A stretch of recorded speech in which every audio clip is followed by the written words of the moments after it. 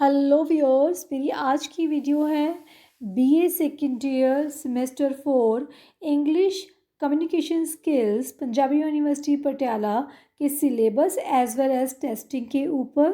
This is for regular students. Syllabus of private and regular students is same. You can download from Punjabi University Patiala की official website से। सिर्फ marking में जो है written examination की जो मार्क्स है वो डिफरेंट हैं। For private candidate it is 100 and for regular candidate it is 75 in written and 25 for internal assessment. So let's start with the testing syllabus part. Course content में बच्चे आपको है Pride and Prejudice by Jane Austen. Then English grammar in use by Raymond Murphy. So English grammar की जो आपको exercise है that is 121 to 145 and appendix 7. So let's begin with the testing part. Paper आना कैसे है, कितने question आएंगे, कितने नंबर के होंगे, कितने मार्क्स के होंगे, you must have clarity of that, only then you can revise the syllabus properly. So first of all we will check unit 1. Testing part पे आ रही हूँ मैं. Testing part unit 1 question number 1. First question is essay type question of about 250 words with an internal alternative on theme, plot, narrative or incident from the novel. The novel में जो main इसका theme है या plot है, plot means कैसे इसको develop किया गया है, क्या इसकी स्टोरी बन रही है, कैसे इसका स्ट्रक्चर है. देन इंसिडेंट्स मेन कौन कौन से हैं और मेन करेक्टर्स कौन कौन से हैं. लाइक करेक्टर्स तो उसमें से आपको जो क्वेश्चंस हो जो है बनेगा. But first question is particularly on theme, plot, narrative and incident. इसमें से थीम हो गया बेटा. Title is the title of the novel pride and prejudice is appropriate और नॉट और सजेस्टिव और नॉट, वो क्वेश्चन बन सकता है. वेरियस थीम्स का जो क्वेश्चन बन सकता है. लीडिया एंड विकम एलोपमेंट का थीम बन सकता है. देन इंसिडेंट बन सकता है Lydia Wickham because it was a turning point of the novel. तो ये जो है मेन क्वेश्चन बनता है, ये अपने ध्यान से करना है.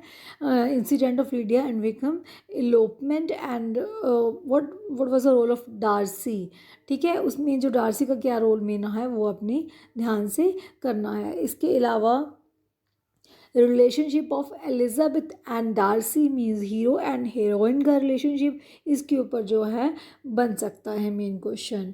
तो क्वेश्चन नंबर 2 में आपको characters, internal alternative on characters, मतलब करेक्टर्स हैं बेटा आपके इसमें.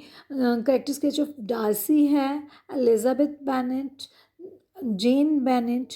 देन कॉलिंस का करेक्टर है. Then Mrs Bennet, Mr Bennet का करेक्टर है. बट मेजर करेक्टर जो इसमें बनते हैं that is character sketch of Darcy, character sketch of Mr Bingley, character sketch of Elizabeth Bennet and Mrs Bingley. तो Mrs Bennett, sorry, ये आपने ध्यान से रीड करनी है. Mrs Bennett mother of Elizabeth Bennett, mother heroine की जो mother है उसका जो करेक्टर स्केच है वो भी इम्पॉर्टेंट है, वो अपने ध्यान से रीड करना है. सो what will be the strategy while writing the answer. कैसे लिखना कैसे है आपने आंसर. बच्चे whenever you are writing any answer you must mention the introductory para of about the writer. ठीक है, किसने, ये जेन ऑस्टन ने लिखा है तो उसका जो बेसिक एक सिंगल पैराग्राफ आपने मेंशन करना है about her career, about her writings, about the awards she one. ठीक है, वो आपने मेंशन करने हैं. If you can mention, please mention her novels also, जो उसने एक्स्ट्रा इसके अलावा जो नॉवेल्स लिखे हैं वो बहुत कम हैं. ठीक है, तो वो आपने मेंशन करने हैं. देन डिटेल, उसके बाद आप अपना जो भी आंसर है लाइक थीम है या टाइटल को आपने प्रूव करना है, अप्रोप्रिएट है कि नहीं है, वो अपने ध्यान से लिखना है. क्लियर. करेक्टर स्केच लिखने का तरीका क्या है बच्चे. You are mentioning the correct any characteristics of the character, आप किसी भी करेक्टर की करेक्टरिस्टिक्स बता रहे हो, ये उसका फीचर है। Clear? You have to prove that characteristics with the help of the incidents from the novel. Novel से जो इंसिडेंट्स हैं वो लेके आपने प्रूव करने होते हैं। क्लियर? तो आप कभी भी हेडिंग्स नहीं बनाते, लिटरेचर में नहीं बनानी है, नो हेडिंग्स। पैराग्राफ वाइज अलग अलग पैराग्राफ बना के अपने अपने आंसर को प्रॉपरली अटेम्प्ट करना है। आई होप जो मेन मैंने आपको बातें बताई हैं वो ध्यान रखोगे आप। Proper introductory paragraph, then concluding paragraph, then no headings. Clear? और अलग अलग पैराग्राफ लिख के आप अपने आंसर को एक्सप्लेन करोगे। ठीक है, दोनों क्वेश्चन आएंगे 10 मार्क्स के। Then unit 2, 4 short answer questions to be attempted. देखो बेटा 50 वर्ड्स की लिखनी है, मतलब 6 to 7 लाइन्स मैक्सिमम। ठीक है जी? तो आउट ऑफ द गिवन 6 आएंगे और आपने 4 करने हैं, मतलब हर शॉर्ट नोट आएगा 3 मार्क्स का। It will be of 12 marks. Then question number 4, dialogue writing, it will be of 6 marks. बच्चे डायलॉग राइटिंग के लिए you have to revise the exercises from your grammar which are particularly for direct and indirect speech. Clear? जो direct और indirect speech के लिए हैं वो आपको रिवाइज करनी पड़ेंगी, उनके सारे रूल्स देखने पड़ेंगे।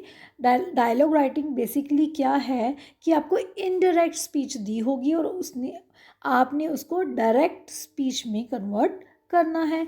आज तक आप क्या करते रहे हो कि डायरेक्ट स्पीच आ जाती है और आपने इनडायरेक्ट में कन्वर्ट करना होता है, but it's on the other way कि आपको क्या आएगा कि एक स्पीच आएगी, आपको डायलॉग्स आएंगे, आपको एक पर्टिकुलर पैराग्राफ आएगा, आपने उसको डायलॉग में कन्वर्ट करना है, मीन्स डायरेक्ट स्पीच में। तो वो आप डायलॉग राइटिंग के लिए आप डायरेक्ट इनडायरेक्ट स्पीच है जो, जिनको आप नरेशन भी बोलते हो, वो आप अच्छी तरह से रिवाइज करो और इसकी प्रैक्टिस करो।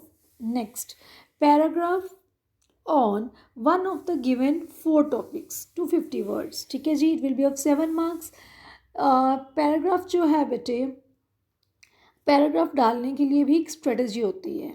लाइक पैराग्राफ्स को कैसे आते हैं एग्ज़ाम में, आप अगर पिछले प्रीवियस ईयर के पेपर देखोगे तो कैसे आते हैं paragraphs. For example social problems के ऊपर एक पैराग्राफ आ जाएगा, या किसी वैल्यूज़ के ऊपर एक पैराग्राफ आ जाएगा, या किसी विज़िट के ऊपर एक पैराग्राफ आ जाएगा।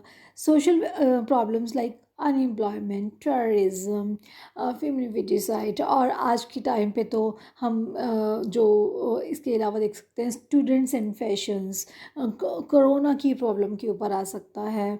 ठीक है? इंटरनेट की प्रॉब्लम के ऊपर आ सकता है, वर्चुअल क्लासेस के ऊपर आ सकता है, ब्रेन ड्रेन के ऊपर आ सकता है कि कैसे इंडिया का जो ब्रेन है वो ड्रेन हो रहा है टूवर्ड्स अदर कंट्रीज़, है ना, कैसे लोग बाहर जा रहे हैं, उसके ऊपर पैराग्राफ बन सकता है। तो वो ध्यान से आपने अटेम्प्ट करना है। तो कुछ सोशल प्रॉब्लम्स के ऊपर तैयार कर लो, आई थिंक एक ऐसे आ जाएगा। इसके अलावा जो अगर value of books, value of tourism, value of games, clear, ये आपने ध्यान से, वैल्यू ऑफ टाइम, ये आप ध्यान से पढ़ सकते हो। वेरियस विजिट्स आ सकती हैं, इस तरह के टॉपिक्स जो हैं वो बनते हैं। नेक्स्ट है बेटा unit 3। Unit 3, this is the grammar part. English grammar in use by Raymond Murphy, 121 to 145. Clear? तो ये आपने ध्यान से करनी है। Candidate shall be required to do as directed on the basis of prescribed exercises. The examiner shall set 25 sentences from the prescribed exercises in the syllabus, out of which the candidate shall attempt any 20, मतलब 25 आएंगे, 25 sentence आएंगे, 20 करने हैं आपने। ठीक है जी? तो 1 sentence will be of 1.5 mark, तो टोटल मार्क्स हो गए 30। क्लियर? 30 मार्क्स का जो आपको ग्रामर का आएगा। तो ग्रामर ध्यान से करनी है, ये नहीं है कि ऑप्शन दी है फिल दिस और दिस आप छोड़ के आ जाओ कि आती नहीं है। नेवर लीव ब्लैंक, कभी भी आंसर ब्लैंक नहीं छोड़ना है। देखो बेटा, ब्लैंक छोड़ दिया तो भी मार्क्स नहीं आएंगे, पर अगर आपने कोई टिक लगा दी और प्रोबेबिलिटी है कि हो सकता है आपकी ठीक हो जाए, ग्रामर को अटेम्प्ट करने की कोशिश करनी है। ध्यान से रीड करना है क्वेश्चन पेपर को, क्या पूछा गया है उसको ध्यान से देखना है। और प्लीज़ जहाँ पे टिक करने वाला आ गया तो प्लीज़ डोंट लीव दैट, तो एटलीस्ट उसको अटैम्प्ट तो ज़रूर करके आना है। बहुत हम देखते हैं कि बच्चे एग्ज़ाम में मतलब टिक भी नहीं लगाते, ग्रामर का पार्ट बिल्कुल छोड़ ही देते हैं। Please don't do this, please don't do this. कोई भी आंसर अनअटेम्प्टेड नहीं छोड़ते बच्चे। सो होप कि ये छोटी सी कोशिश आपके काम आएगी। Thank you, all the best, prepare well.